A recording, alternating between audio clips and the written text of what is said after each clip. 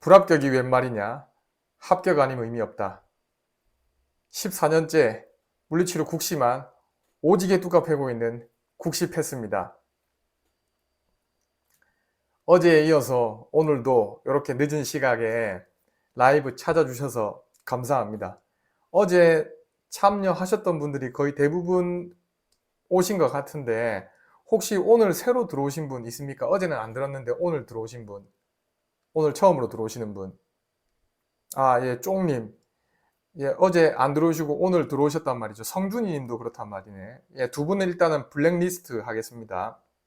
오늘은 어떻게 진행할지 먼저 말씀을 드리고 시작을 할 텐데, 지난 시간에, 그러니까 어제죠, 어제 나눠드린 특강 자료, 무료 자료 1번부터 14번 자료 중에서 어제는 1번부터 7번 자료까지 확인을 했고요. 오늘은 나머지 자료들을 보면서 또 하나씩 확인하고 풀어볼 문제가 있으면 관련된 문제들을 또 한번 풀어보고 이렇게 진행을 하고요. 그게 이제 일부가 될 거고, 그 다음에 그 이후에 여러분이 또 가지고 있는 고민이라든지 또는 저한테 꼭 질문을 하고 싶다 이런 내용은 그런 부분이 있으면은 상담이라고 생각하시고 저한테 또 질문을 주시면 제가 거기에 대해서 답을 드리는 시간을 갖도록 그렇게 하겠습니다. 그래서 1부하고 2부로 나눠서 진행을 할게요. 1부부터 시작을 하겠습니다. 지난 시간 어제는 상지근육 신경지배까지 확인을 했는데 오늘은 이제 하지근육 신경지배를 볼 겁니다. 자, 하지근육 신경지배 설명드리기 전에 여러분 가지고 계신 자료를 보셔도 좋고 화면을 보셔도 좋은데 일단은 전체적으로 하지근육 어떻게 구성이 되어 있는지부터 확인을 해 볼게요. 자, 여기 1번 넙다리 앞칸 근육이라고 되어 있고, 그 다음에 2 넙다리 안쪽 칸 근육, 그 다음에 3 넙다리 뒷칸 근육, 그 다음에 볼기 근육, 그리고 5 종아리 앞칸 근육, 6 종아리 가쪽 칸 근육, 7 종아리 뒷칸 근육, 이렇게 구성이 되어 있습니다. 가지고 계신 유인물에는요. 제가 요거를 다시 조금 더 정리해서 말씀을 드려 볼게요.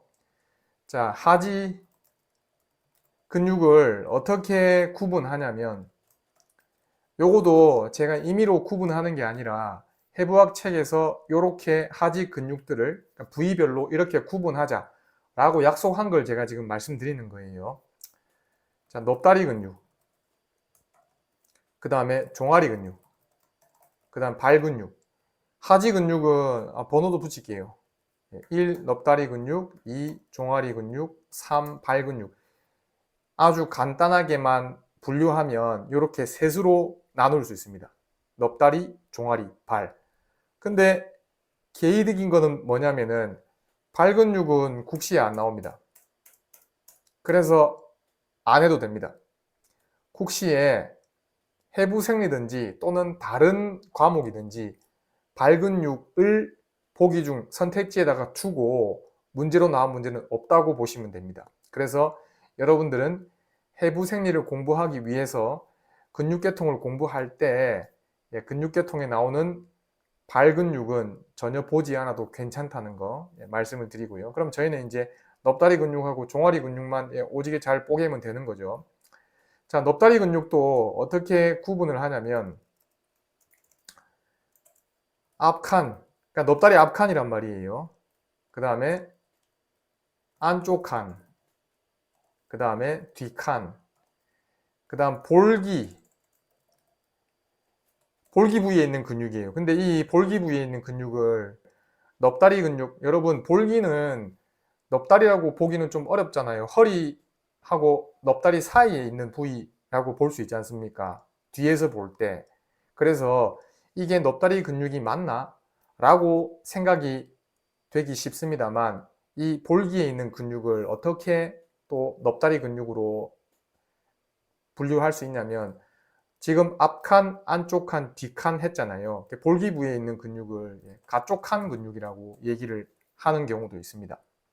그러니까 우리는 넙다리 근육을 어떻게 이론적으로 구분해서 기억할 거냐면 넙다리 앞칸, 넙다리 안쪽 칸, 넙다리 뒷칸, 그 다음에 넙다리 가쪽 칸. 이렇게 네 부분으로 나눠서 볼 거예요. 근데 가쪽 칸은 볼기 부위의 근육이라고 생각하시면 됩니다. 자, 이게 왜 중요하냐면 넙다리 근육을 앞칸, 안쪽칸, 뒷칸, 그 다음에 볼기 부위의 근육으로 나누는 게 왜 중요하냐면 엉덩관절, 즉 힙 조인트에만 작용하는 거라고 가정을 해 볼게요. 되겠습니까? 앞칸, 안쪽칸, 뒷칸, 그 다음에 가쪽칸, 즉 볼기 부위의 근육이 힙 조인트에, 엉덩관절에 작용을 하면 어떤 작용을 하는지를 말씀드리겠습니다. 자, 앞칸 근육은 엉덩관절 굽힘합니다. 모든 근육이 다 그렇다라고 하는 게 아니라 일단 이렇게 기억을 하는 겁니다. 그 다음에 안쪽칸 근육은 엉덩관절 뭐 할 것 같아요? 네, 맞습니다. 모음 작용을 합니다. 그 다음에 플리님, 김김님 감사합니다. 골드님, 옥재훈님. 그 다음에 계속 갈게요. 넙다리 뒷칸에 있는 근육은 엉덩관절 뭐 할 것 같아요? 네, 맞습니다. 카미자님, 카미님이라고 할게요. 엉덩관절 폄합니다. 그 다음에 볼기 근육인데 넙다리 가쪽한 근육으로 보자고 했잖아요. 자, 넙다리 가쪽한 근육은 그러면 엉덩관절에 어떤 작용할 것 같아요? 그렇죠. 안쪽한 근육이 모음했으니까 가쪽한 근육들은 벌림한다고 생각할 수가 있겠죠. 서로 짝이 되니까요. 안쪽칸이랑 가쪽칸이. 이렇게 넙다리 근육을 칸으로 구분을 지은 다음에 각 칸에 해당되는 근육들이 일단은 엉덩관절에 작용할 때는 이렇게 지금 정리된 대로 작용을 할 거라고 일단은 생각하시기 바랍니다. 그 다음에 하나 더 적자면, 자, 이제 근육의 작용 말고 넙다리 각 칸에 있는 근육들이 어느 신경 지배를 받는지를 말씀드려 볼게요. 자, 물론 예외가 있습니다. 예외가 있는데 그것까지 한 번에 다 정리하기는 조금 어려우니까 우선은 예외 사항들은 좀 배제를 하고 먼저 이렇게 기억하면 좀 기억하기 쉽다. 그걸 기억하고 난 다음에 이제 예외 사항들을 하나씩 하나씩 내가 여력이 되는 정도로 챙겨서 기억을 하는 겁니다. 자, 넙다리 근육, 앞칸 근육은 어느 신경 지배받냐면 넙다리 신경 지배받습니다. 그 다음에 안쪽칸 근육은 폐쇄신경 지배받습니다. 이렇게 쓰면 조금 오해하실 수도 있어서 주로라고 할게요. 주로. 앞칸은 전부 다 넙다리 신경 지배가 맞거든요. 근데 안쪽 칸에 있는 근육들은 주로 폐쇄신경 지배를 받아요. 되겠습니까? 그 다음에 넙다리 뒷칸에 있는 근육은 어느 신경 지배를 받냐면 궁둥신경 지배를 받습니다. 그 다음 볼기에 있는 근육들 또는 가쪽칸에 있는 근육들은 예외사항이 좀 많아가지고 요거는 나중에 근육들을 보면서 설명을 드릴게요. 자, 정리됐습니까? 지금 저희는 하지의 근육을 넙다리 근육, 그 다음에 종아리 근육으로 나눠서 확인을 해 볼 거예요. 그리고 넙다리 근육은 앞칸, 안쪽칸, 뒷칸, 그 다음에 가쪽칸에 해당되는 볼기 근육 이렇게 구분할 수 있는데 앞칸의 경우는 엉덩관절을 굽히고 넙다리 신경 지배를 받고 그 다음에 안쪽칸 근육은 엉덩관절을 모으는 작용을 하고 주로 폐쇄신경 지배를 받고 넙다리 뒷칸의 근육은 엉덩관절을 펴는 작용을 하고 궁둥신경 지배를 받는다. 그 다음에 볼기 근육 또는 넙다리 가촉한 근육은 엉덩관절 벌림 작용을 한다. 이렇게 정리하시면 되겠습니다. 일단 요걸 세팅해 놓고 이제 이 이외의 것들을 추가해서 이제 여러분이 나름대로 좀 정리를 하시는 겁니다. 자, 종아리 근육은 나중에 종아리 근육 나올 때 그때 바로 보면서 말씀드릴게요. 자, 이제 뭐를 여러분들이 확인을 하셔야 되냐면 제가 칸을 나눠 드리고 각 칸의 근육들이 어느 엉덩관절에서는 어떤 작용을 하고 그 다음에 어느 신경 지배를 받는지는 말씀을 드렸잖아요. 그죠? 근데 이제 여러분들은 이걸 제가 지금 다 말씀드리기는 양이 많으니까 앞 칸에는 어떤 근육이 있는지, 그 다음에 안쪽 칸에는 어떤 근육이 있는지, 넙다리 뒷칸에는 어떤 근육이 있는지, 그리고 넙다리 가쪽 칸에 해당되는 볼기 근육은 또 어떤 근육이 있는지, 요걸 이제 별도로 이제 기억을 하셔야 되는 거죠. 이 정리된 내용대로 기억하시면 됩니다. 자, 좀 예외적인 것만 확인을 해 볼게요. 제가 아까 넙다리 안쪽 칸 근육은 대체로 또는 주로 폐쇄신경 지배를 받는다고 했잖아요. 근데 보니까 지금 1번부터 5번까지 5개 근육이 보이고 대체로 보시면 어때요? 폐쇄신경 지배를 받지 않습니까? 근데 조금 특이한 놈 2개만 확인할게요. 두덩근의 경우는 폐쇄신경 지배도 받고 넙다리 신경 지배도 받습니다. 되겠습니까? 그 다음에 큰 모음근의 경우는 폐쇄신경 지배도 받고 궁둥신경 지배도 받아요. 여러분 잘 보십시오. 제가 지금 설명드리려고 하는 거 잘 들어보세요. 이제 두덩근하고 그 다음에 큰 모음근의 작용을 한번 따져 볼 텐데, 일단 지금 두덩근이나 큰 모음근 전부 다 넙다리 안쪽 한 근육이니까 엉덩관절을 모으는 작용을 하는 게 맞죠? 그죠? 근데 지금 두덩근 보니까 폐쇄신경 지배도 받지만 넙다리 신경 지배도 받잖아요. 자, 질문. 아까 넙다리 신경 지배를 받는 근육들은 엉덩관절에 작용하면 엉덩관절을 어떻게 했습니까? 그렇죠. 굽힘했잖아요. 그러면 이 두덩근은 모으는 작용 말고 어떤 작용도 있단 말이에요? 네, 맞습니다. 엉덩관절을 굽히는 작용도 있는 거예요. 되겠습니까? 그래서 뭐 신경지배하고 그 다음에 작용을 조금 연결해 볼 수가 있어요. 그 다음에 비슷한 질문이에요. 얘만 다른 거예요. 이제 큰 모음근 볼게요. 큰 모음근 보니까 폐쇄신경 지배도 받는데 궁둥신경 지배도 받는다. 자, 궁둥신경 지배를 받는 근육들은 넙다리 뒷칸에 있었습니다. 넙다리 뒷칸에 있는 궁둥신경 지배를 받는 근육들은 아까 엉덩관절에 작용하면 엉덩관절을 어떻게 했습니까? 네, 펴엄했잖아요. 그렇기 때문에 이 큰 모음근은 엉덩관절을 모으는 작용이 주된 작용이라고 생각을 하시면 되는데, 그 외에도 어떤 작용을 한다고요? 엉덩관절을 펴는 작용도 한단 말이에요.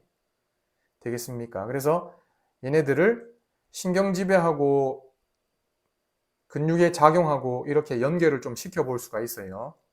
자, 그 다음 넙다리 뒷칸 근육은 야무지게 잘 외워두셔야 됩니다. 소위 말해서 햄스트링 근육이라고 하는 근육들인데, 국시에 반힘줄근, 반막근, 넙다리 두갈래근이 물론 이걸 답으로 고르는 문제가 아니더라도 굉장히 보기로 잘 등장을 합니다.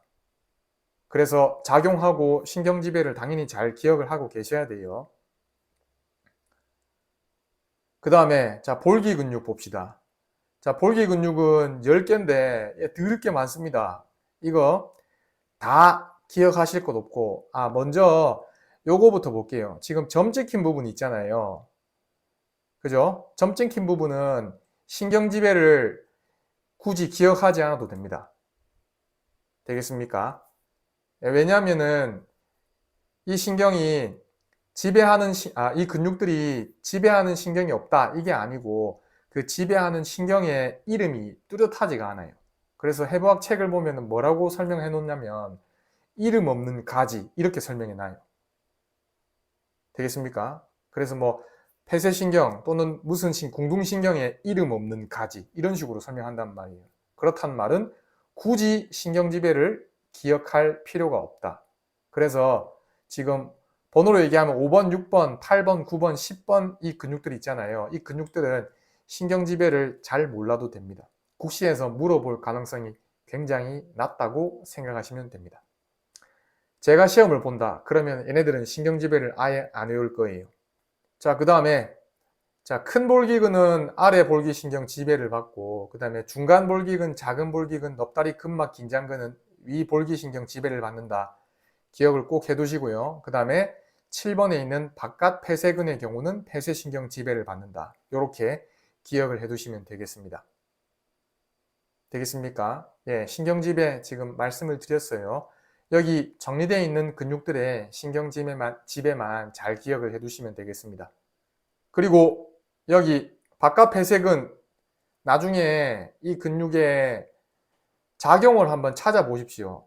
지금 폐쇄신경 지배받으니까 얘 바깥 폐쇄근의 작용이 따로 있거든요. 엉덩관절은 이제 외회전하는 건데, 가쪽 돌림하는 건데, 그거 말고 폐쇄신경 지배받으니까 엉덩관절에 어떤 작용도 하겠어요? 바깥 폐쇄근은 모으는 작용도 있습니다. 얘가 되겠습니까? 그래서 거듭 말씀드리지만 신경 지배하고 그 다음에 작용을 조금 연결을 해볼 수 있다라는 점을 말씀드렸고요. 이제 종아리 근육으로 가볼게요. 자, 종아리 근육은 앞칸, 그 다음에 가쪽 칸, 뒷칸 이렇게 구분을 하는데, 자, 정리해서 말씀드릴게요. 잠깐만요. 자, 종아리 근육, 앞칸 근육, 그 다음에 가쪽 칸 근육, 그 다음에 뒷칸 근육 이렇게 구분을 짓습니다. 자, 앞칸에 있는 근육들은 일단 어떤 작용을 하냐면은, 여러분 발등 굽힘하면 발가락은 펴기 좋겠습니까? 아니면 굽히기 좋겠습니까? 발등 굽힘 작용을 할 때. 네, 발가락 펴 하기가 좀 수월하죠. 그러니까 우리가 애써서 발가락을 굽힌 채로 발등 굽힘을 할 수 없는 건 아닌데, 그쵸? 할 수는 있습니다만 발등 굽힘 할 때는 보통은 발가락을 펴는 게 좀 수월하게 되죠. 그렇게 의식하지 않는다고 하면. 그 다음에 가쪽한 근육은 가쪽 번짐합니다. 그 다음에 뒷칸 근육은 앞칸 근육에 대응되는 작용을 한다고 생각하시면 되겠죠. 그러니까 앞칸이 발등 굽힘 한다고 했으니까 뒷칸 근육은 발바닥 굽힘 또는 그 다음에 발가락 굽힘을 합니다. 자, 종아리 근육의 각 칸을 말씀드렸고 각 칸에 해당되는 근육들의 작용을 말씀드렸어요. 그 다음에 이제 신경지배를 한번 볼게요. 자, 앞칸 근육은 어느 신경 지배를 받냐면은 깊은 종아리 신경 지배받습니다. 그 다음에 가쪽칸 근육은 얕은 종아리 신경 지배를 받습니다. 그 다음에 뒷칸 근육, 이건 질문 드릴게요. 뒷칸 근육은, 종아리 뒷칸 근육은 어느 신경 지배를 받죠? 네, 플리님께서 답을 해주셨는데, 네, 루파네나님 맞습니다. 정강신경 지배 받습니다. 되겠습니까? 그러면 이제 종아리 근육들도 칸에 해당되는 근육들이 각각 어떤 작용을, 물론 100%다 라고 할 수 없지만 대체적으로 이런 작용을 한다라고 머릿속에 좀 세팅을 딱 해놓고 나머지 것들을 좀 예외적으로 기억하면 훨씬 더 정리가 잘 된 방식으로 기억을 할 수가 있습니다. 되겠습니까? 그리고 신경지배도 마찬가지죠. 신경지배도 이렇게 앞칸은 깊은 종아리, 가쪽칸은 얕은 종아리, 뒷칸은 정강신경 이렇게 구분하시면 되겠습니다. 잘하셨습니다. 이제 뭐를 확인해야 되겠습니까?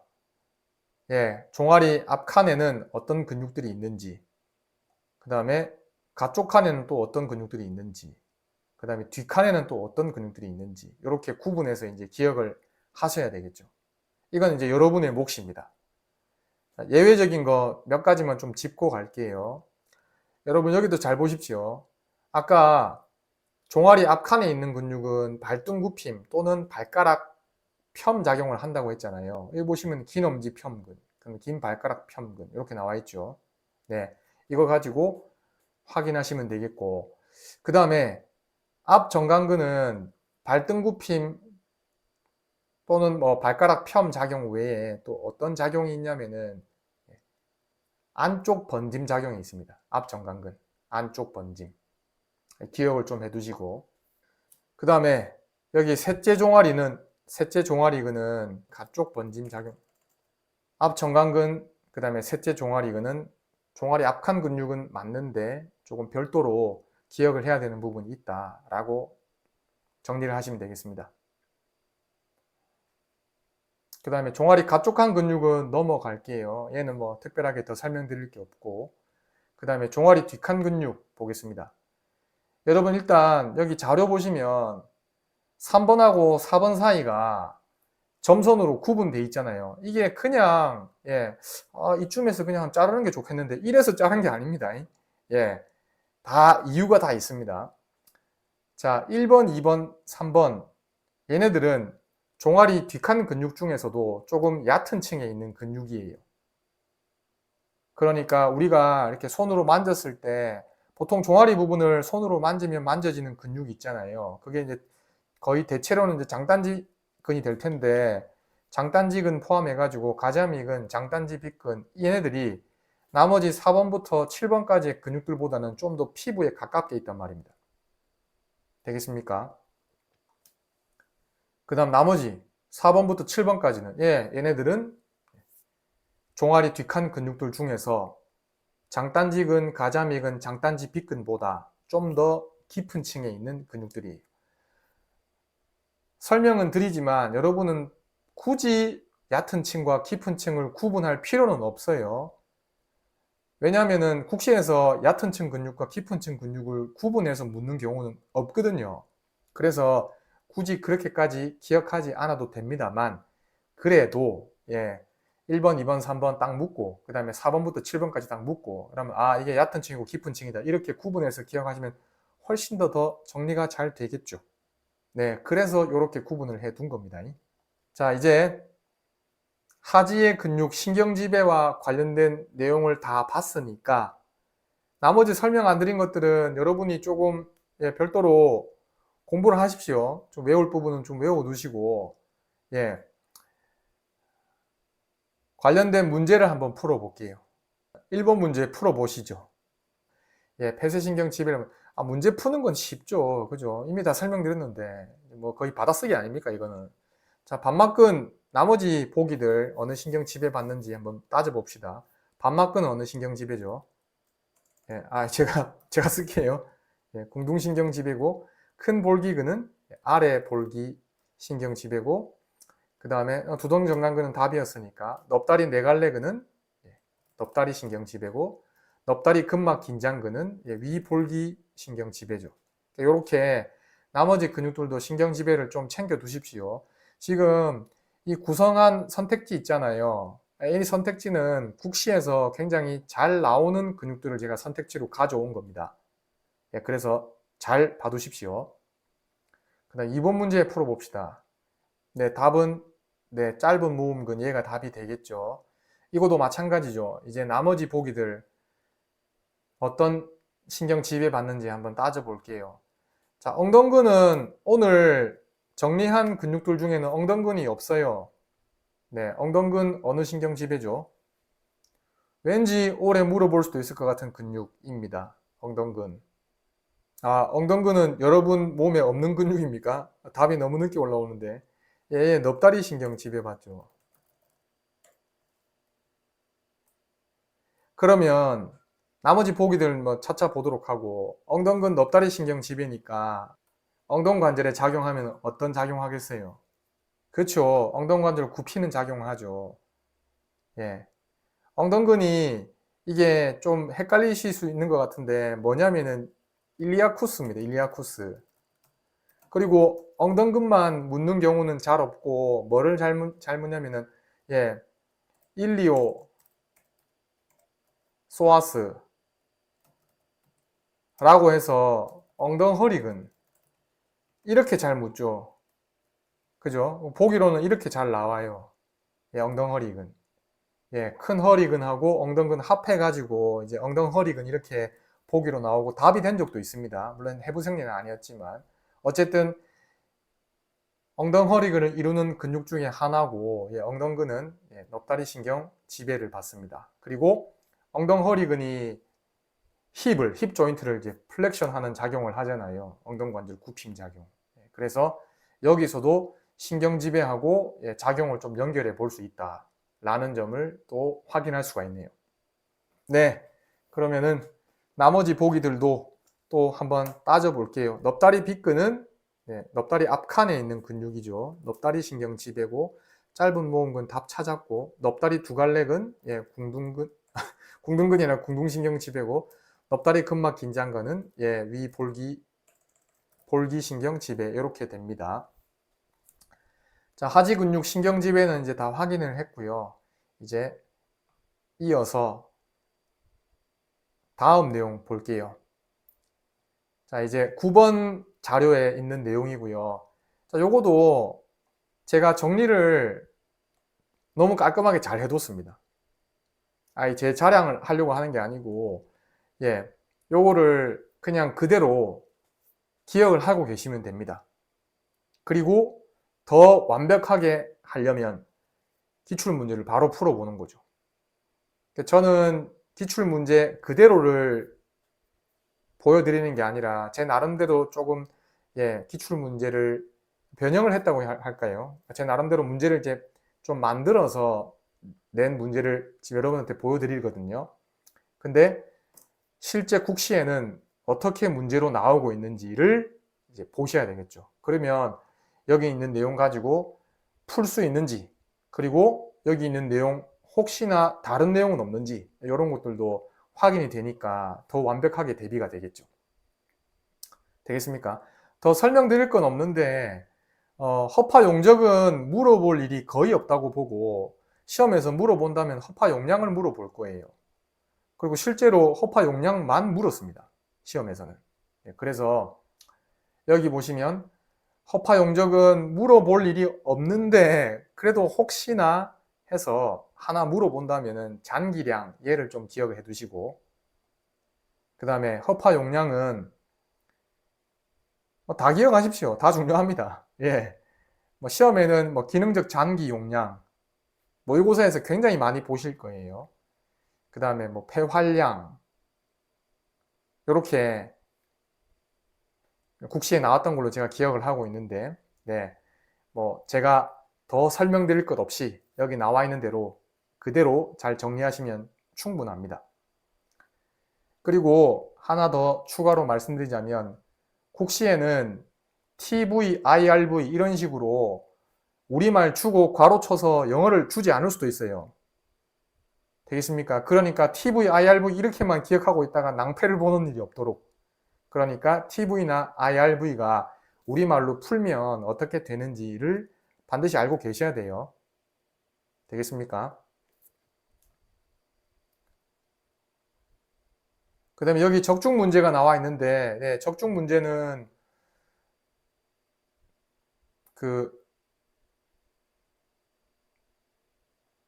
여기 보여드릴 문제에 포함된 거하고 똑같은 문제예요. 한 문제는. 그래서 이제 여기에 나와 있는 문제를 풀어보시면 됩니다.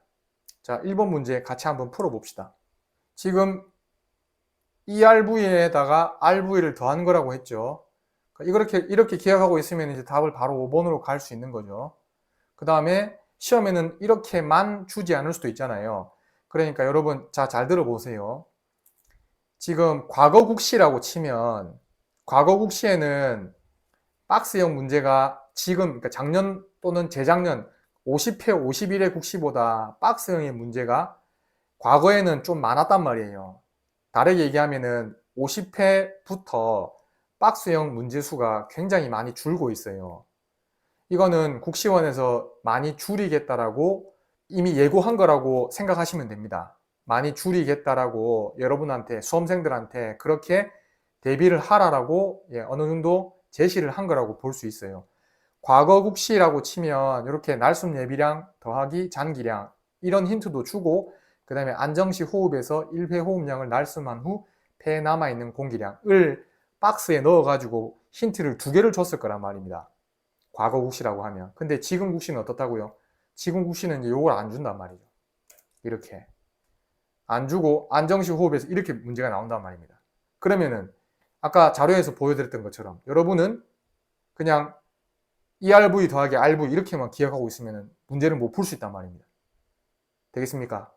그런 이유에서 이렇게 정리되어 있는 우리말로 좀 길게 풀어 쓴 것 같이 준 것 같은 이런 내용들도 잘 알고 계셔야 돼요.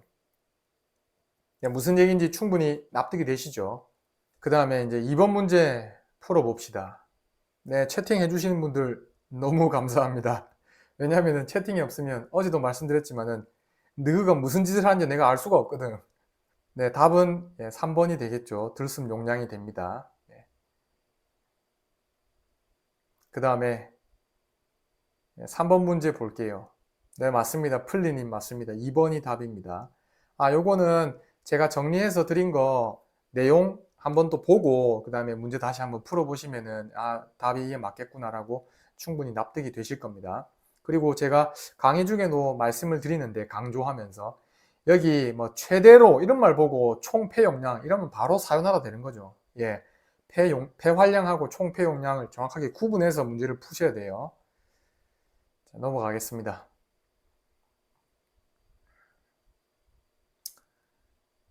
자, 그 다음에 이제 10번 자료네요. 10번 자료 보겠습니다. 국시에 나온 스페셜 테스트라고 제목이 붙어 있는데, 자, 여기에 진짜 많습니다. 테스트 가지수가 진짜 많아요. 일단 여기에 정리되어 있는 테스트들을 다 잘 알고 계셔야 되는데 그 중에서 또 더 중요하게 기억해야 되는 테스트가 있다라고 한다면 여기 지금 녹색으로 표시한 테스트들이 있잖아요. 얘네들은 무조건 정리가 돼야 됩니다. 녹색으로 표시된 테스트들은 문제로 나왔을 경우에 100% 틀림없이 답을 할 수 있게끔 정리가 돼야 돼요. 되겠습니까? 이유는 국시에 답이 된 테스트들이에요. 국시는 과거에 출제가 된 또는 답이 된 테스트들을 테스트 발음이 잘 안 되네요. 검사라고 할게요.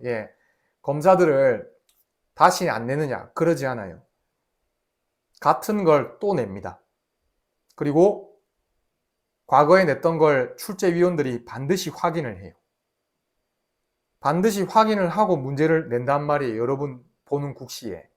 그래서 과거에 낸 걸 보고 이 테스트, 이 검사는 한 번 더 내도 되겠다. 물론 과거에 출제된 거하고 완전 똑같이 힌트를 제시하면서 그렇게 주진 않겠지, 문제를. 다만 과거에 출제된 걸 여러분이 기출문제에서 풀어봤을 수도 있다고 가정을 하고 똑같이 제시하는 게 아니라, 문제를 내는 게 아니라 거기서 사용되는 표현들을 조금씩 바꿉니다. 그러니까 답을 찾는 데는 지장이 없게끔 내겠죠. 그런데 표현들을 조금 바꿔서 문제로 냅니다. 그렇기 때문에 과거에 출제됐던 검사들, 답이 됐던 검사들 있죠. 걔네들은 기출문제상에서 이 검사를 답으로 찾는 힌트를 뭐라고 표현했는지를 정말 꼼꼼하게 살펴보셔야 됩니다. 되겠습니까? 그래서 또 나오면 완전 개이득이라고 생각하고 바로 답을 할 수 있게끔 그렇게 준비를 해 두십시오. 이제 녹색으로 표시한 거는 어떤 뜻이 있는 건지 말씀을 드렸으니까 나머지 테스트들도 여기에 정리되어 있는 것들 우선적으로 공부하세요. 딴 거 보지 말고. 딴 거를 찾아서 공부하려고 하면 물론 검사들은 너무 많아요. 너무. 교재마다 다르기도 하고 근데 그 모든 검사들을 다 물어볼 가능성은 없다고 봐요. 만약에 여러분이 여기에 정리되어 있는 검사들 외에서 국시에 문제가 출제된다. 그럼 그건 틀리는 겁니다. 그런 검사는 출제위원이 그냥 틀리라고 만든 문제입니다. 그러니까 엄청 지엽적이고 여러분이 학교 다니면서 공부를 강의 중에도 들어본 적이 거의 없다거나 아니면 모의고사로도 나오는 적이 거의 없는 경우 있잖아요. 그런 검사법을 묻는 문제다. 너무 생소하다. 뭐 그럴 경우에는 그런 문제는 틀려도 괜찮다고 생각하셔도 됩니다. 그래서 그런 것까지 다 잡으려고 공부를 하면은 공부량이 너무 많아지겠죠. 그러니까 범위를 조금 좁힐 수 있는 방법으로 제가 이렇게 정리해서 가져왔으니까 요거 공부하시면 됩니다. 아, 이것도 들을 게 많은데요. 예, 맞습니다. 들을 게 많습니다. 근데 그래도 요거를 공부를 좀 해 나가시다 보면 비슷한 검사들끼리 좀 묶어 볼 수가 있단 말이에요. 그러니까 예를 들어서 뭐 안쪽 위관절 융기염 진단 시에 확인할 수 있는 활용할 수 있는 검사 이런 거 있잖아요. 예. 테니스 엘보일 때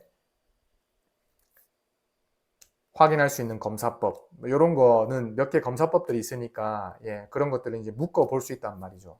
잘 묶어 가면서 정리를 하시면 겁나 많아 보이는 것도 조금은 정리된 형태로 여러분이 준비를 할 수가 있다라고 말씀을 드립니다.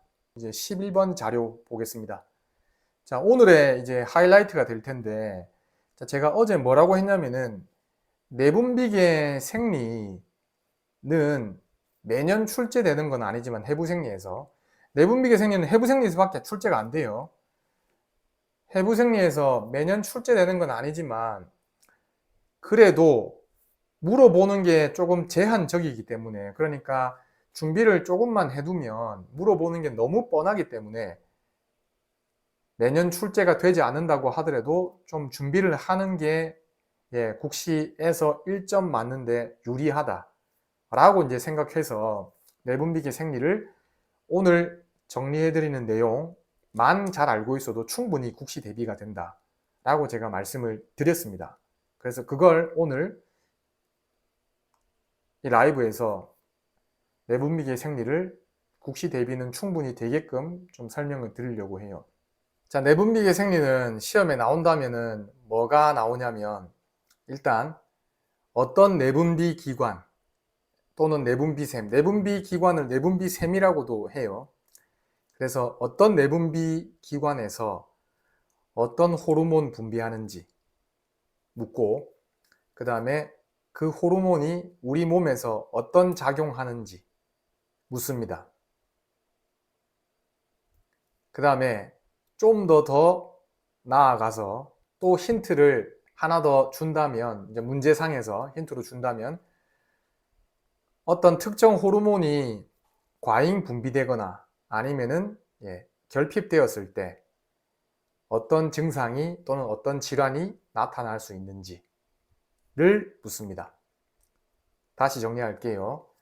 시험에서는 어떤 내분비 기관에서 어떤 호르몬 분비되는지, 그리고 그 호르몬의 작용이 뭔지, 그리고 과잉증이나 결핍증이 있다면 특정 호르몬의 과잉증이나 결핍증이 어떻게 되는지, 이렇게 세 가지를 딱 묻는다고 생각하시면 됩니다.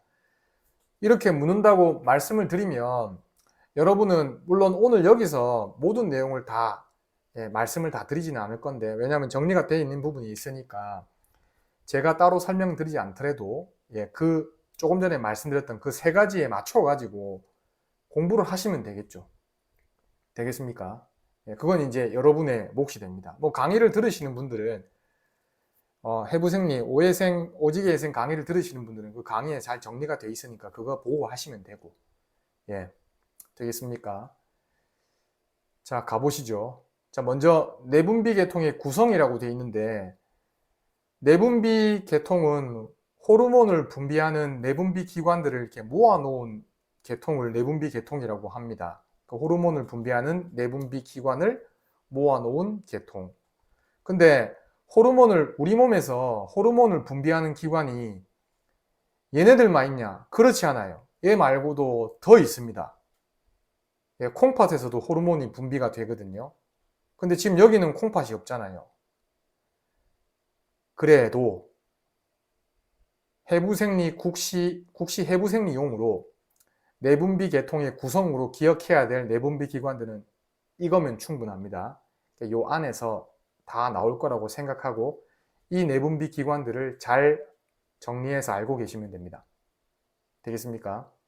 그리고 하나 더 말씀을 드리자면 별거 아닐 수 있는데, 이건 국시에 나오는 건 아닌데, 지금 솔방울샘부터 고환까지 이렇게 정리가 돼 있잖아요. 그죠? 이거 어떤 순서로 정리한 거냐면은, 이 기관들이 우리 신체에서 위에서 아래로 내려가는 순서로 정리가 되어 있는 겁니다. 되겠습니까? 아닌데요? 아니면 어쩔 수 없습니다. 그냥 위에서 아래로 되어 있는 거라고 그냥 우기겠습니다. 예, 그런 거라고 생각하십시오. 예. 자, 그 다음에 이제 내분비 기관을 봤으니까 어떤 내분비 기관에서 어떤 호르몬 분비하는지 또는 뭐 과잉증이나 결핍증이 있으면 어떤 것들이 있는지 좀 확인을 해 볼게요. 자, 솔방울샘. 여기 셋째 뇌실 뒤쪽에 위치한다는 거 잘 기억해 두세요. 힌트 줄 때 이렇게도 줘요. 어떤 내분비 기관에서 분비되는 호르몬을 이제 묻는 문제를 주는데 어떤 기관인지를 안 밝혀주는 거지.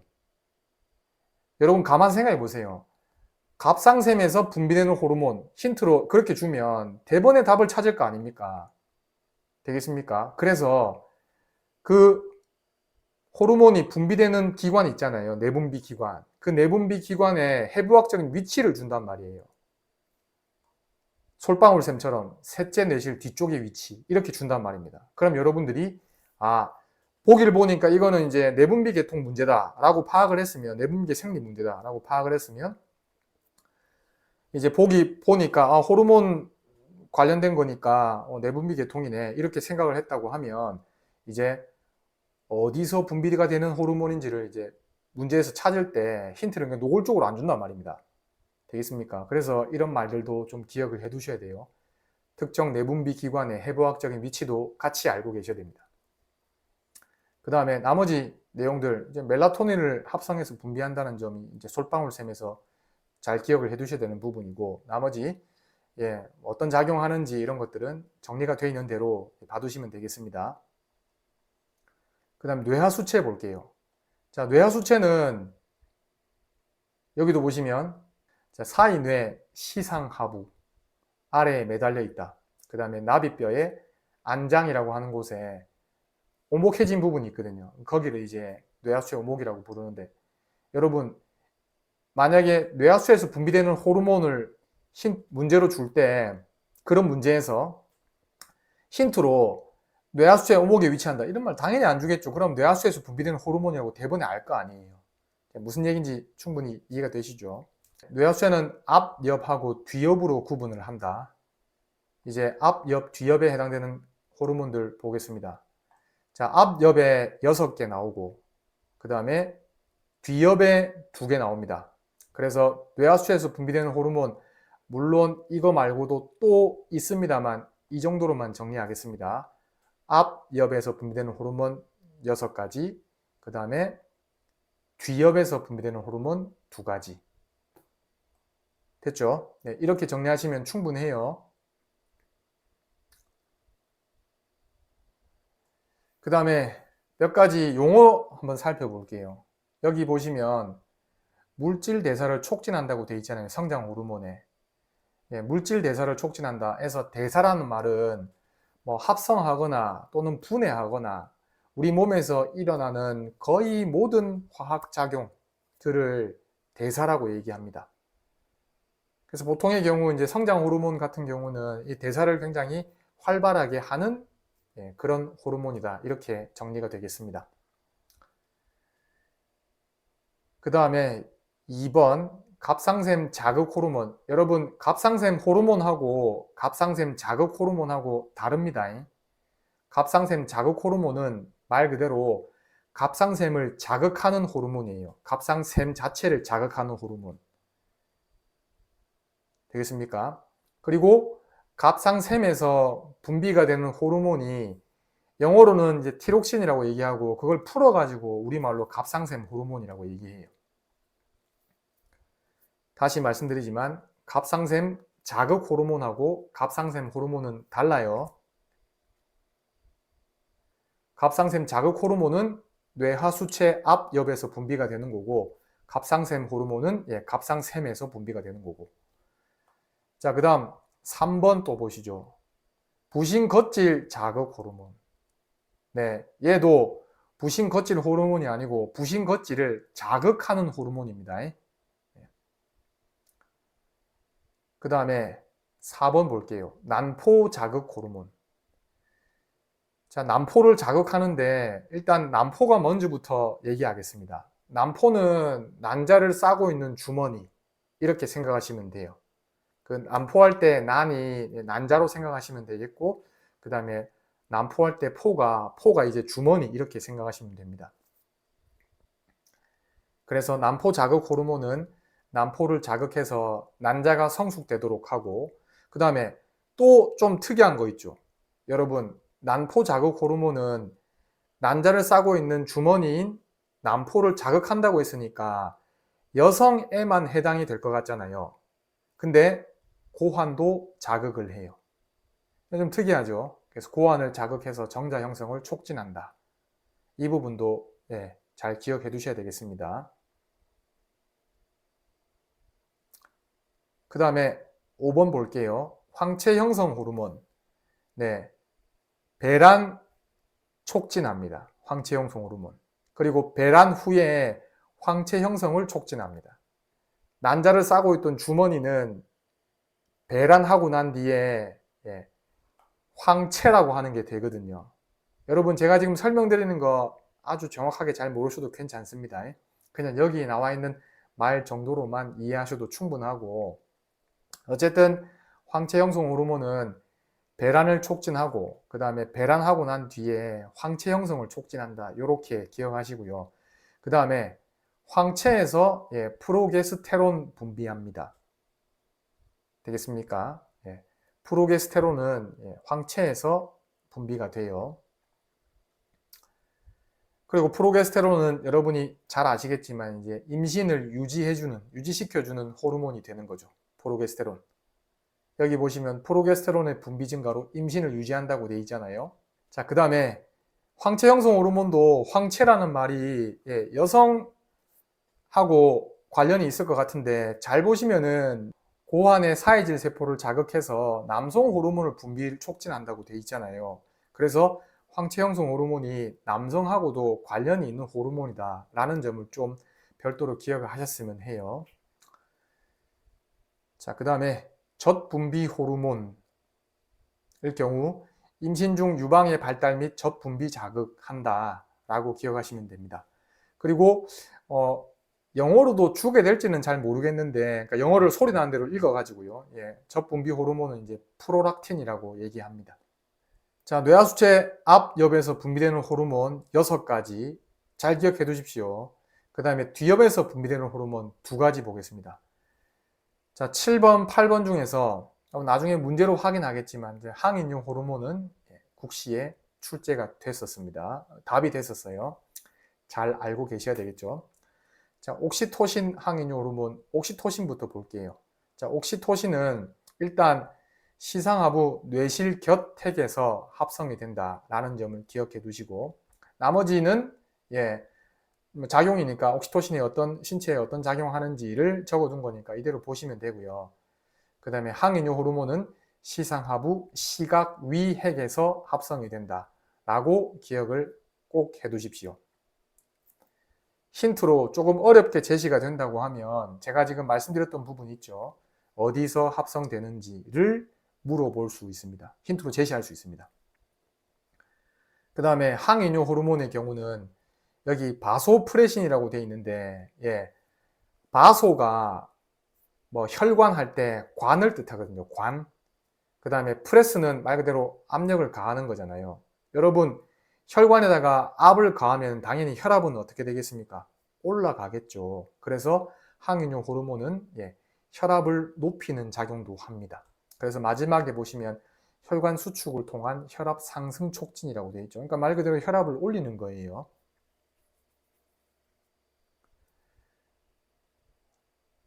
그 다음에 여기 항인효 호르몬의 가장 주된 작용이라고 볼 수 있는 거 정리가 되어 있는데, 콩팥 세관에서 모세혈관 내로의 수분 재흡수 촉진. 이게 말이 조금 어려울 수 있는데 그 뒤에 보니까 소변으로 빠져나가는 물의 양을 줄인다 라고 되어 있습니다. 여러분, 운동하면서 땀을 많이 흘렸단 말이에요. 그리고 제때 수분 섭취를 안 해줬단 말입니다. 그때 여러분 소변 보시면은 소변은 당연히 색깔이 어떻습니까? 되게 노란색, 즉 진한 소변을 보게 되잖아요. 그 이유가 다름 아니라 땀으로 이미 물을 많이 배출을 했으니까 우리 몸에 수분이 부족한 거잖아요. 그러면 굳이 소변으로 빠져나가는 물의 양까지 그대로 물로 소변으로 빠져나가지 못하도록 소변으로 빠져나가는 물의 양을 이제 줄이는 거죠. 항이뇨 호르몬이 작용해가지고. 되겠습니까? 네. 그래서 여기 조금 수분 제흡수 촉진한다 이런 말이 있는데 조금 어렵다고 생각하면 항이뇨 호르몬이 분비되면 진한 소변을 보게 된다 이렇게 생각하시면 되겠고, 그 다음에 국시에는 그렇게 진한 소변을 보게 되는 호르몬은 이렇게 나오진 않겠죠. 그렇기 때문에 이제 앞에 나와 있는 말을 요대로 그대로 알고 계셔야 됩니다. 되겠습니까? 자, 파트 1 정리했습니다. 이제 내분비계 생리 파트 2로 가시죠.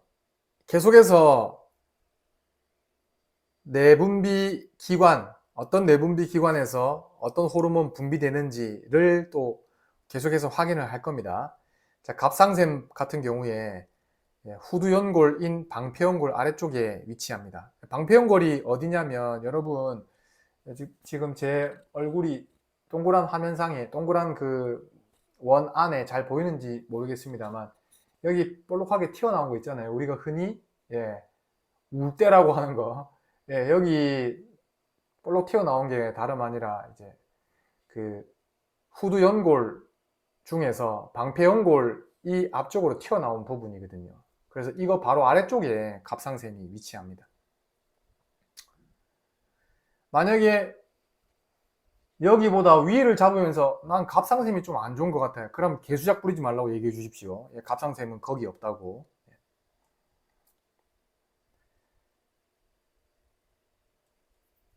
자, 갑상샘에서 분비되는 호르몬 한번 볼게요. 갑상샘에서 분비되는 호르몬은 갑상샘 호르몬이고, 이걸 이제 영어로 풀어가지고 티록신이라고 얘기를 합니다. 그 다음에 갑상샘에서 분비되는 호르몬 티록신 말고 한 가지 더 있는데 칼시토닌이 있습니다. 그래서 티록신, 칼시토닌 다 갑상샘에서 분비가 된다 라고 기억을 하시고, 티록신의 작용 기억을 해 두시고, 따로 제가 더 설명드리지 않겠습니다. 잘 정리가 돼 있어서. 그 다음에 칼시토닌의 작용 볼게요. 자, 요거는 좀 설명이 필요합니다. 일단 어디서 분비가 되는지는 여기 합성이 되는지는 확인이 되고, 그 다음에 여기 보시면은 혈중 칼슘이온 농도를 감소시킨다고 되어 있잖아요. 여러분, 혈중 칼슘이온 농도를 감소시킨다는 말은 혈액 속에 떠다니고 있는 칼슘이온을 줄인다는 말이에요. 되겠습니까? 혈액 속에 떠다니는 칼슘이온 양을 줄이는 거. 다시 말해서 혈액 속에 있는 칼슘을 다른 데서 갖다 쓴다는 거예요. 그러면은 일시적으로 혈액 속에 녹아있는 칼슘 이온의 양이 적어지게 되는 거죠. 되겠습니까? 네. 그 다음에 이제 부갑상샘 보겠습니다. 자, 부갑상샘은 여기 먼저 부자가 무슨 부자냐면은 반장, 부반장 할 때 그 부자입니다. 부반장 할 때. 그러니까 부반장이라고 하면 반장의 따까리 아니냐 이렇게 하실 수 있는데, 그건 아니고 반장, 그 주된 것에 딸려 있는 거라고 생각하시면 되죠. 그 부수적인 거. 되겠습니까? 그래서 갑상샘의 뒷면에 위치하는데요. 갑상샘 뒷면에 보면 마치 콩 모양으로, 콩알처럼 그렇게 딱딱 박혀 있는 게 부갑상샘이에요. 그리고 부갑상샘에서는 부갑상샘 호르몬을 분비합니다. 자, 부갑상샘 호르몬 작용 잘 보세요. 자, 뼈 파괴세포를 자극해서 뼈에서 칼슘을 유리시킨다고 되어 있는데, 여러분 아까 제가 칼시토닌 설명할 때 여기 칼시토닌은 혈액 속에 들어있는 칼슘 이온 농도를 낮춘다 라고 했잖아요. 즉 혈액 속에 있는 떠다니고 있는 칼슘 이온을 딴 데 갖다 쓰는 거예요. 근데 여기 부갑상샘 호르몬 보니까 혈액 속에 있는 칼슘 이온 농도를 증가시킨다고 했잖아요. 그러면 우리 몸 다른 곳에 있는 칼슘들을, 저장이 되어 있든지 간에 어쨌든 다른 곳에 있는 칼슘들을 혈액으로 보내는 겁니다. 되겠습니까? 근데 우리 몸에 저장되어 있는 칼슘 중에서 어디에 있는 칼슘을 빼내오냐면 여기 뼈 파괴 세포를 자극해서 뼈에서 칼슘을 유리시킨다는 말이 뼈에 들어있는 칼슘이 있잖아요. 그걸 빼내가지고 혈액으로 보내주는 거예요. 되겠습니까? 그러면 당연히 혈액 속에 들어있는 혈액 속에 떠다니게 되는 칼슘 이온이 증가하겠죠. 자, 그러면 제가 질문을 한번 드려볼게요. 부갑상샘 호르몬이 과잉 분비되잖아요. 그러니까 많이 계속해서 분비가 된단 말이에요. 분비 조절이 제대로 안 되고 부갑상샘 호르몬이 계속 분비가 돼요. 그러면은 뼈 파괴 세포를 계속 자극해서 뼈에서 칼슘을 계속 빼내오겠죠. 그러면 네, 맞습니다. 뼈 엉성증 생기는 거죠. 되겠습니까? 그 다음에 여기 그 다음 내용 계속 볼게요. 콩팥에서 칼슘의 재흡수 및 작은 창자에서 칼슘의 흡수를 촉진한다고 되어 있죠. 여기 콩팥에서 칼슘을 재흡수하고 그 다음에 작은 창자에서 칼슘을 흡수하면 콩팥에 있고 작은 창자에 있는 게 아니고 그 칼슘들이 흡수한 칼슘들이 다 혈액으로 가는 겁니다. 그렇기 때문에 혈중에 있는 칼슘 이온 농도가 증가하게 되는 거죠. 되겠습니까? 그래서 부갑상샘 호르몬은 사실 혈중에, 그러니까 혈액 속에 떠다니는 칼슘 이온의 양을 증가시킨다. 요것만 알고 계셔도 되는데 조금 이해를 돕자고 제가 말씀을 드렸습니다. 그래서 뼈 엉성증에 대한 얘기도 드렸고요.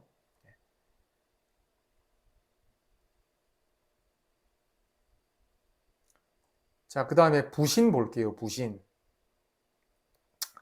여러분, 부신이 어디 위에 있습니까? 부신. 아, 제가 질문 드리고도 너무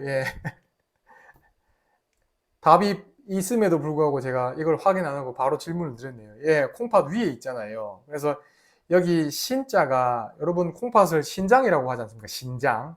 심장 말고 신장. 신자가 말 그대로 신장을 가리키고 이 부자가 이것도 아까 부갑상샘 할 때 그 부자하고 같은 부자예요. 그러니까 신장에 딸려 있는 거예요. 콩팥에. 자, 부신은 부신 겉질하고 부신 속질로 구분한다. 그래서 부신 겉질, 그 다음에 부신 속질에서 분비되는 호르몬들을 여러분들이 좀 잘 알고 계셨으면 합니다. 구분해서. 부신 겉질에서 분비되는 호르몬은 알도스테론, 그 다음에 당질 코르티코이드 기억을 해 두시고요. 참고로 제가 당연히 올해는 이제 라이브가 이 자료를 가지고 하는 라이브는 처음이니까 말씀드린 기회가 없었는데 재작년인가는 제가 알도스테론이 국시 한번 나올 것 같다 라고 말씀드렸는데 알도스테론을 답으로 찾는 문제는 아니었지만은 이 나트륨 이온의 재흡수를 촉진한다 또는 알도스테론과 관련이 있다 이런 걸 가지고 문제를 푸는 문제가 하나 나왔거든요. 그래서 알도스테론 잘 기억해 두십시오. 올해 또 물어볼 수도 있습니다.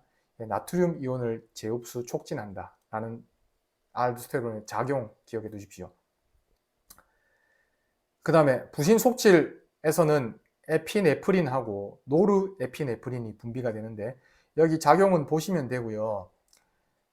에피네프린을 다른 말로 아드레날린이라고도 부릅니다. 혹시나 국시에서 아드레날린이라고도 줄 수도 있지 않을까 싶어서 제가 말씀을 드렸습니다. 그 다음에 이자섬 보겠습니다. 자, 이자섬에서 이 섬은 말 그대로 울릉도 독도할 때 그 섬입니다. 이자에서 마치 이 이자섬이라고 하는 부분이 내분비 기관 기능이 있는 호르몬을 분비하는 부분이 이자 전체에서 마치 섬처럼 떠 있는 것 같은 그런 느낌을 주거든요. 그래서 이자섬이라고 부릅니다. 자, 이자에서 호르몬을 분비하는 부분을 특별히 이자섬이라고 부르고요. 어떤 호르몬 분비된다고요? 이 세 개의 호르몬 분비가 됩니다.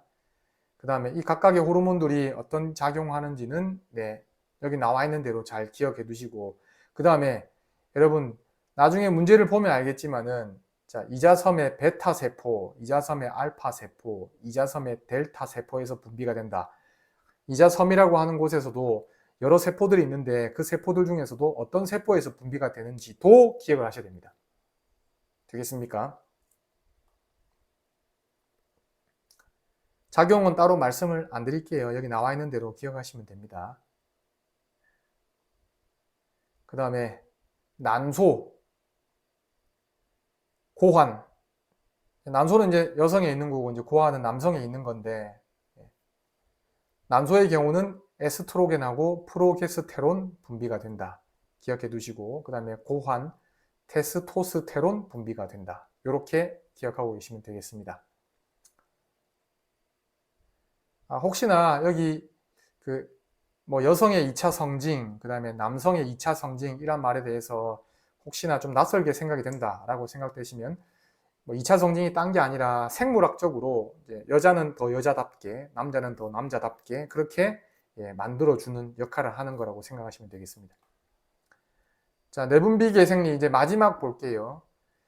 모든 호르몬을 다 기억하실 건 없고 여기 성장 호르몬, 항인유 호르몬, 갑상샘 호르몬, 부갑상샘 호르몬, 부신 겉질 호르몬 이렇게 이 5가지 호르몬들이 과잉되었을 때, 그러니까 과잉 분비되었을 때, 그 다음에 분비가 원활하게 되지 않았을 때 이제 결핍증이 되겠죠. 각각 어떤 증상이나 질환들이 나타나는지 확인을 해 두셔야 되겠습니다.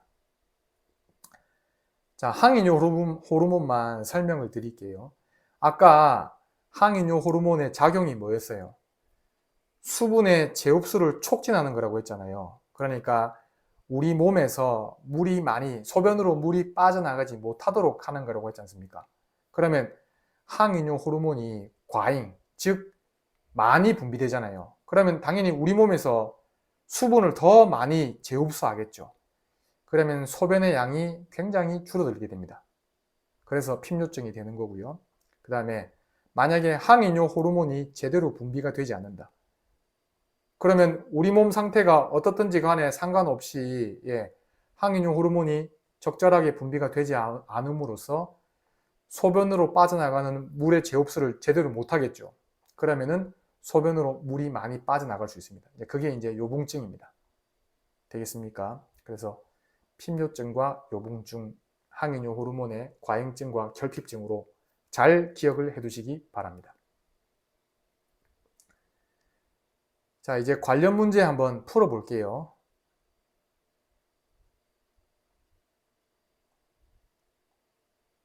자, 이제 문제는 이게 마지막입니다.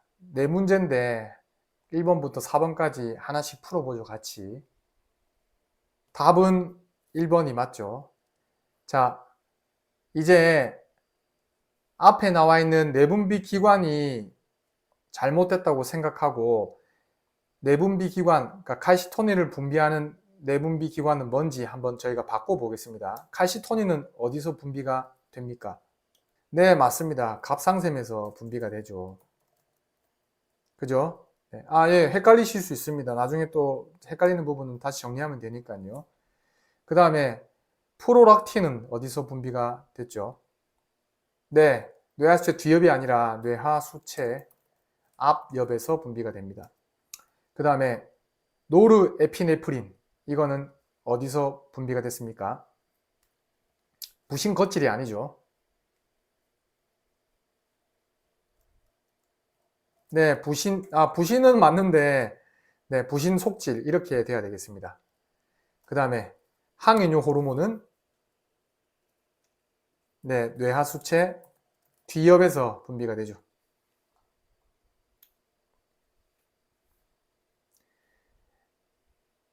자, 이거 제가 문제로 만들어 봤는데 여러분 잘 보시면은 칼시토닌 오답으로 부갑상샘, 근데 답을 대비려면 갑상샘이 돼야 되잖아요. 근데 부를 붙인 거죠. 그 다음에 프로락틴 뇌하수체 앞엽이 맞는데 뒤엽이라고 바꾼 거죠. 그 다음에 노르에피네프린은 부신 속질이 맞는데 부신 겉질이라고 바꾼 거죠. 그 다음에 항인유 호르몬은 뇌하수체 뒤엽이 맞는데 앞엽으로 바꾼 거죠. 그러니까 나중에 혹시 문제 풀다가 혹시나 이런 비슷한 느낌의 문제가 나왔다. 그러면은 출제자가 요 글자 하나만 싹싹 바꿔가지고 낸 게 아닐까. 이런 걸 활용해서 문제를 풀어볼 수도 있습니다. 물론 확률은 그렇게 높지 않겠지만 네, 참고로 말씀드렸습니다.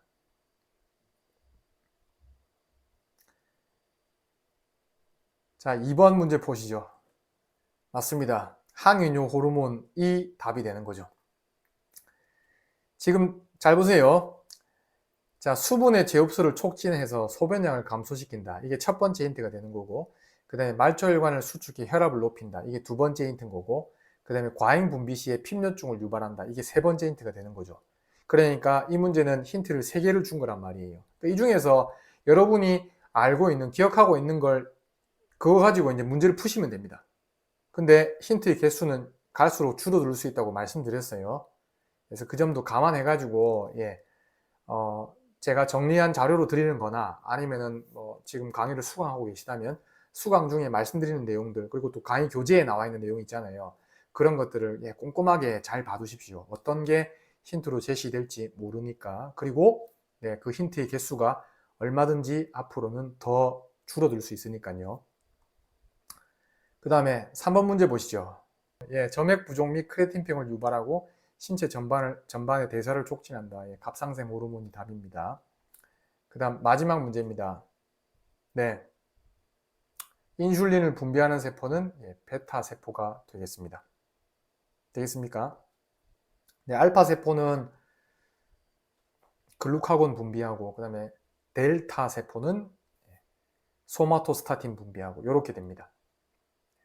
나머지 뭐 감마나 세타 세포는 그냥 문제 만들려고, 보기 만들려고 집어넣은 거니까 무시하셔도 됩니다. 알파, 베타, 델타만 잘 기억해 두세요.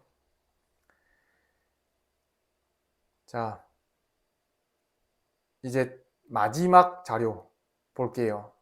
국시에 나온 평가 도구인데, 이거는 아까 국시에 나온 검사, 스페셜 테스트 있잖아요. 그거랑 같게 보시면 돼요. 같게 보라는 말은 뭐냐면, 여기 나와 있는 검사 척도, 평가 도구들을 일단 우선적으로 공부를 하시고, 녹색으로 표시된 평가 도구들은 국시에서 관련된 평가 도구를 직접적으로 물어봤거나, 아니면은 녹색으로 표시한 평가 도구들이 답이 되었거나 한 것들입니다.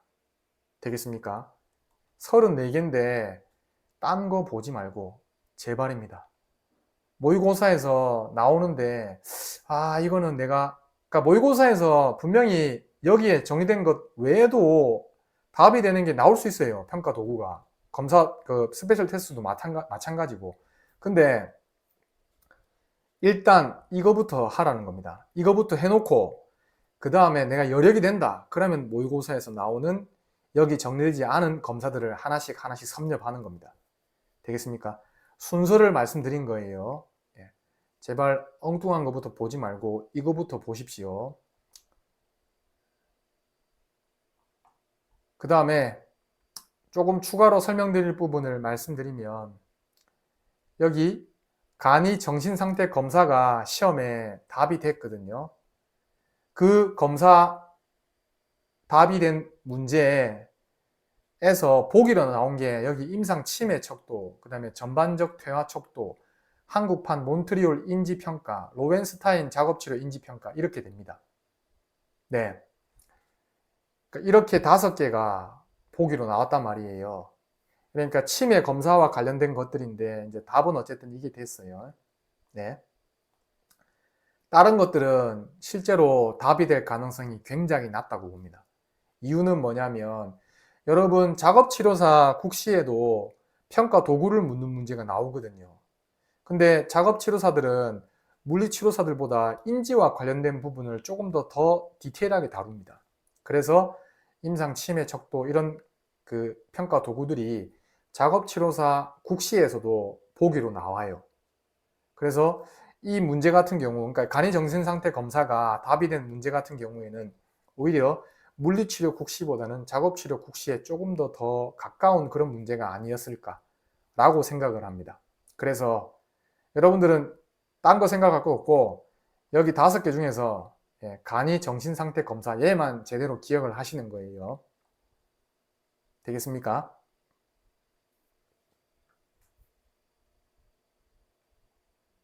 네. 자, 이렇게 해서 어제부터 오늘까지 제가 무료 자료로 합격 자료라고 해서 무료 자료로 공유한 모든 자료에 있는 내용들을 다 설명을 드렸습니다. 질문을 또 받아볼 텐데 질문을 받기 전에 제가 한마디만 더 하고 질문을 받을게요. 무슨 얘기를 하고 싶냐면 여러분 지금 단톡방에도 그러니까 제가 운영하고 있는 단톡방도 그렇고 다른 곳에 있는 단톡방도 그렇고 여러 단톡방들에 자료들이 많이 공유가 되고 있잖아요. 그죠? 여러분 중에는 그 자료들을 가지고 있는 분들 되게 많이 있을 겁니다. 근데 제가 이 자료를 가지고 왜 지금처럼 설명을 드리는 라이브를 하냐면 자료만 가지고 있어서는 제대로 활용이 안 되는 부분이 너무 많아요. 예, 그래서 지금 내가 부족하다. 이 과목은 내가 부족한데 자료라도 받아봐야지 라고 해서 자료를 막 받아보실 텐데 뭐 그게 나쁘다는 건 아닙니다만 제대로 활용이 안 될 가능성이 굉장히 높습니다. 그리고 그 자료들은 검증이 되지 않았을 가능성이 굉장히 높아요. 그럼 네 거는 검증됐나? 예, 뭐 저도 누가 딴지를 걸면 예, 뭔가 잘못된 부분이 있을지 모르겠습니다만 일단 예, 제 자료에 대한 설명을 충분히 드리고 그리고 여러분이 자료에 대한 설명을 듣고 난 뒤에 저 양반이 얘기하는 게 어느 정도 일리가 있겠구나 라고 받아들이시는 거잖아요. 분명히 이건 아닌 것 같다라고 하면 그냥 버리면 됩니다. 근데 어떤 설명이나 이해를 돌릴 만한 내용 없이 그냥 요약 정리된 자료 있잖아요. 그것만 봐서는 이해를 하기가 어려운 내용들이 훨씬 많아요. 예, 제가 무슨 얘기 하려고 하는지 충분히 이해가 되시죠? 그래서 그런 이유에서 자료를 너무 무분별하게 물론 받아놓고 일단은 받아놓는 게 안심이 되니까 그렇게 하시겠지만 자료만 가지고는 사실은 활용도가 그렇게 높지 않다라는 것을 좀 말씀드리고 싶어요. 이제 오늘 뭐 강의 내용 관련해서 또는 예, 지금 성준이님 지금 이 별표가 붙은 걸로 봐서는 멤버십 가입을 하신 것 같은데 네, 감사합니다.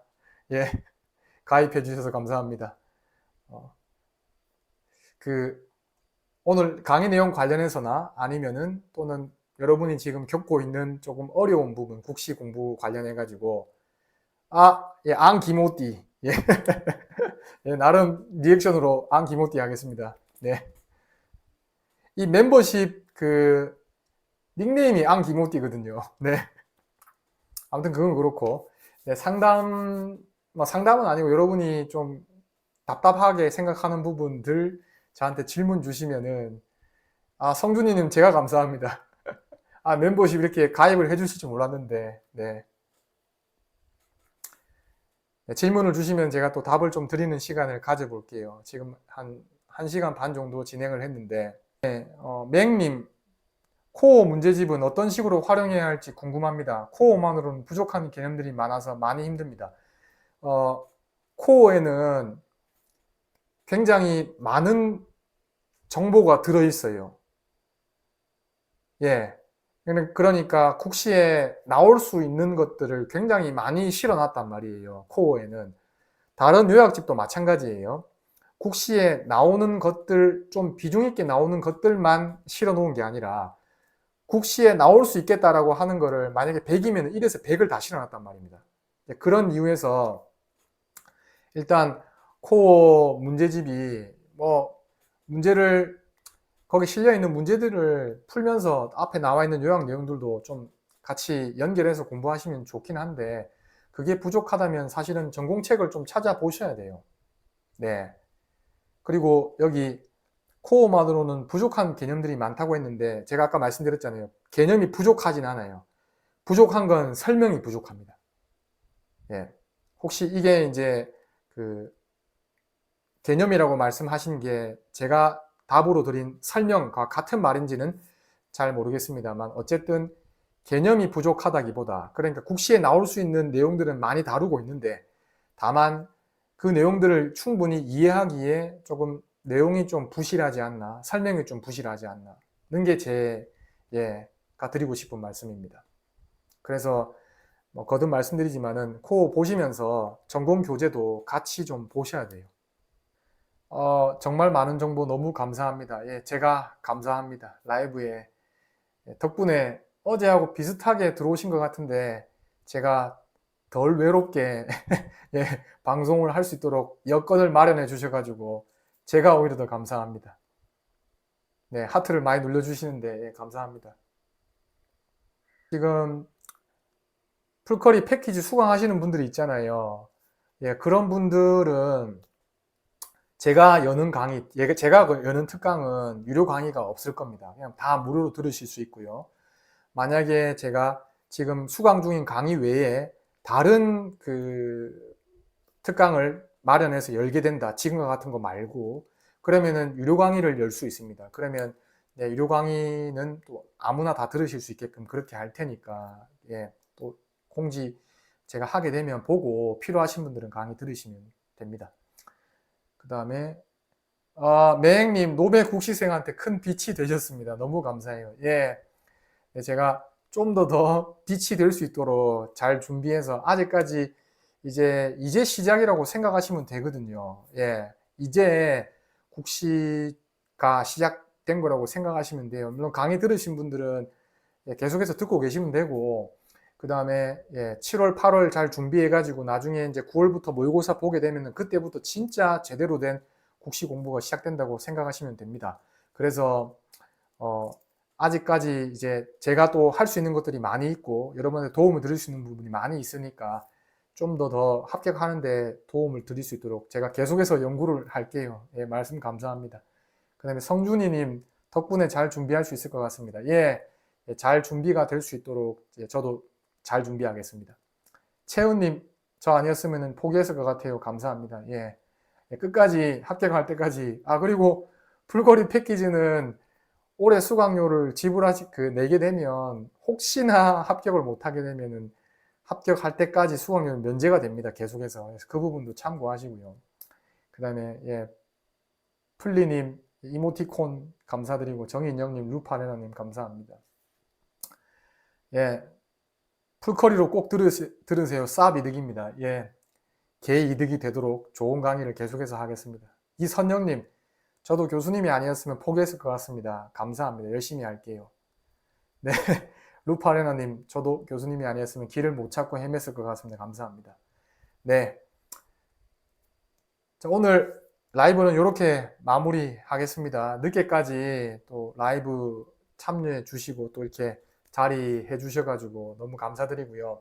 제가 또 다른 라이브 기획을 해가지고 일단은 중재 강의를 먼저 업로드하고 난 다음에 예, 라이브 또 할 수 있는 것들을 좀 머리를 잘 짜서 지금과 같이 예, 자료도 공유하면서 무료로 라이브 할 수 있는 라이브를 기획을 하겠습니다. 그러니까 여러분들이 지금처럼 이렇게 채팅 열심히 해주시고 하시는 걸 제가 다 기억하고 있거든요. 그래서 당분간 라이브는 없겠지만 뭐 7월 말이나 아니면 8월이 되면 여러분들 8월 돼도 공부를 많이 안 하실 거거든요. 많이 놀고 계실 거예요. 그래서 그때 또 적재적소에 도움이 될 만한 라이브 또 열겠습니다. 네, 늦게까지 수고 많으셨고요. 그리고 마지막으로 딱 하나만 더 요청을 드릴게요.